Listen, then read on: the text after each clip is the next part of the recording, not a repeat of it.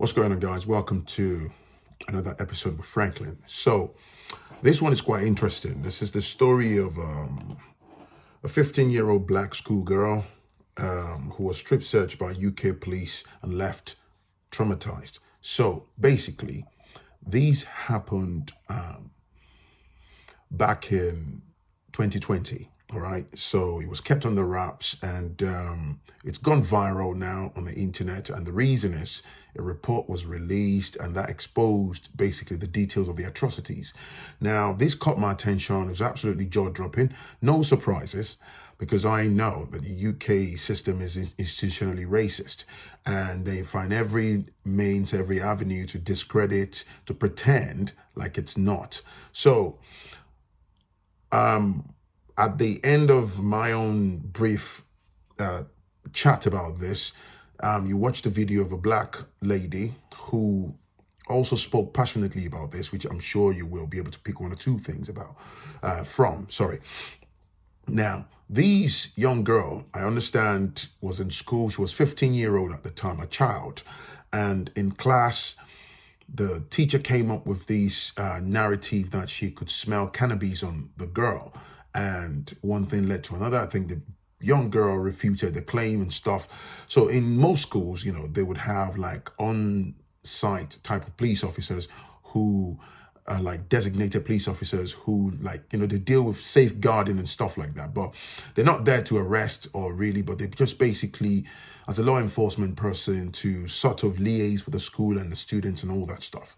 So anyway, that person wasn't available, so they actually called the police on the child.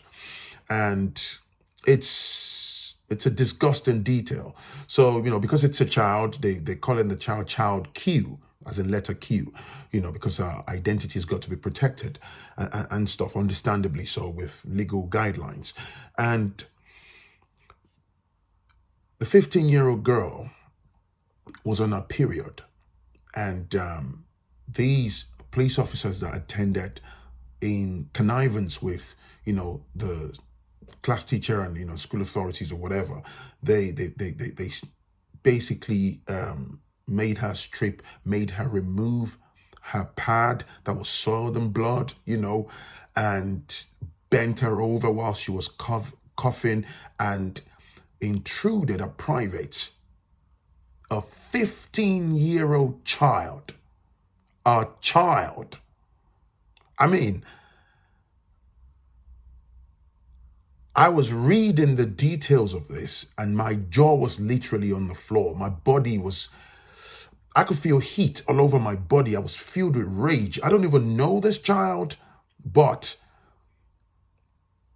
just when you think that, oh, you've seen it all, you know, these happened, like I said, in 2020, and it's just being exposed now, and the media, and the funny thing is, the mainstream media are intentionally, of course, in connivance with the state, are absolutely dead quiet.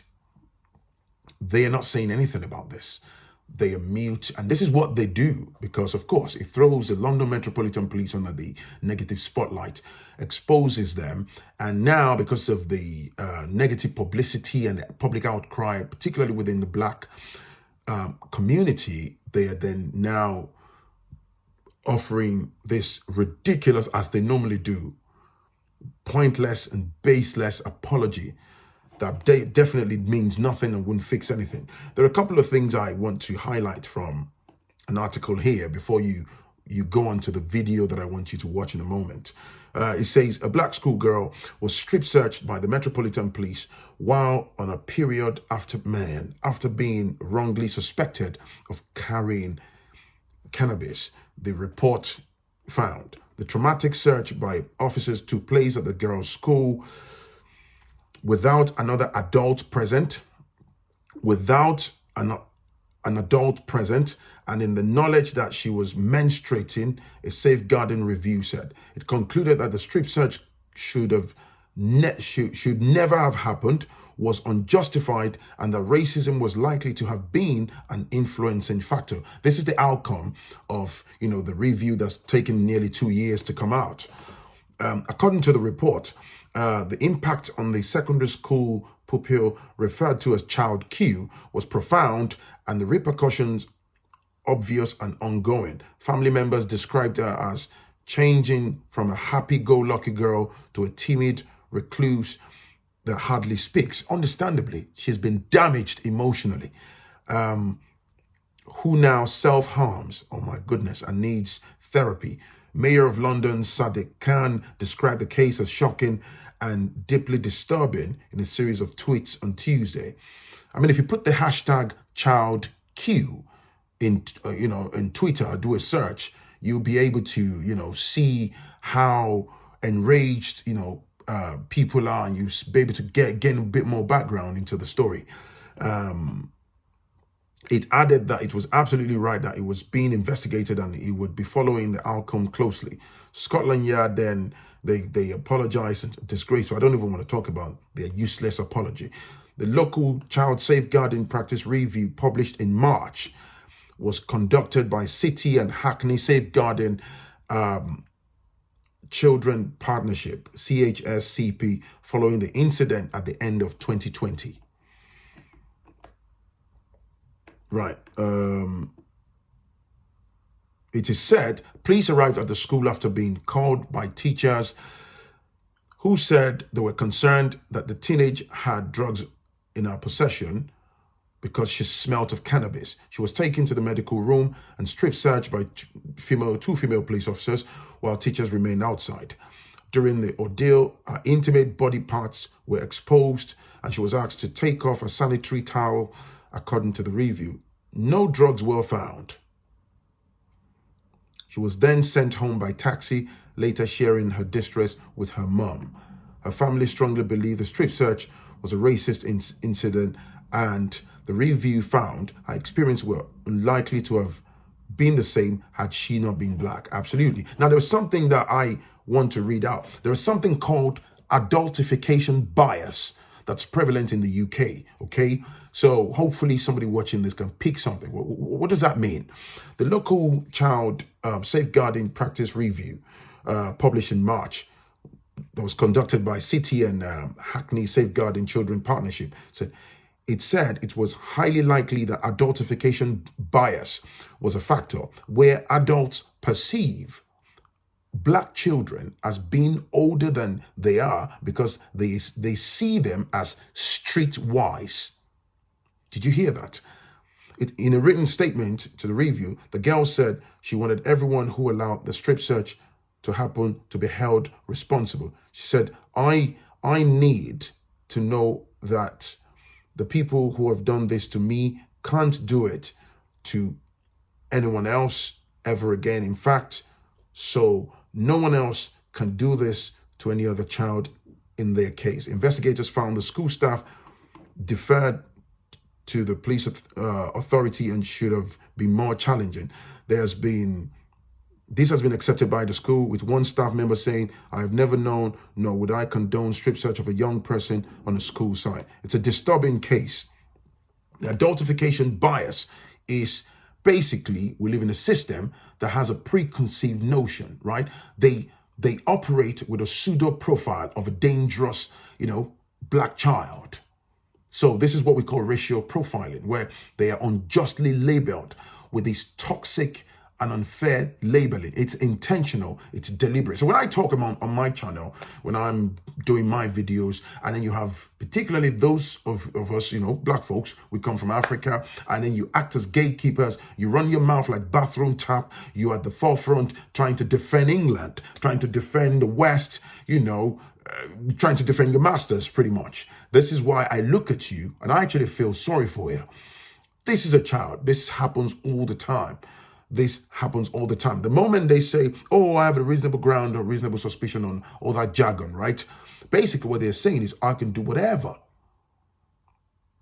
That violation, this traumatizing experience may never leave that child, will potentially follow her into adulthood, and she's already self-harming. It's so painful to read, man, and now they themselves, the police, said it's unjustified. It should never have happened. They've intentionally violated the girl. It's heightened racial hatred and discrimination.